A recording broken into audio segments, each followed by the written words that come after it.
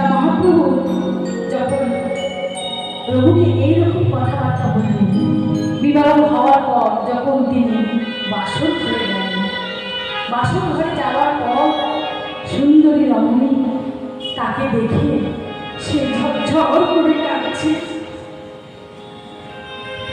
ঝরঝর করে নয়ন জলে প্রভু ভাসিয়ে কাঁদছে। হে মহাপ্রভু, আমি গিয়েছিলাম তোমার চরণে, তোমার চরণ সেবার জন্য, কিন্তু তুমি আমাকে এই সংসারে ছেড়ে দিলে। কিন্তু আমি যে সংসার করতে চাই না। তার সতী রমণী অর্ধাঙ্গিনী, অর্ধাঙ্গিনীকে এমনি এমনি পাওয়া যায় তোমার?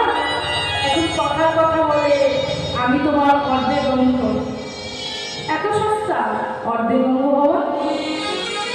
ধর্মপত্নী কি হওয়া এতই সস্তা? না, অর্ধাঙ্গিনী হওয়ার কারণ আছে, সতী হওয়ারও কারণ আছে, ধর্মপত্নী হওয়ারও কারণ আছে। ধর্মপত্নী কাকে বলে?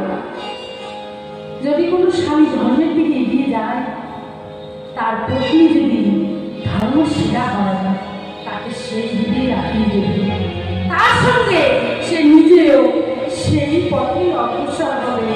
একে বলে ধর্মপত্নী।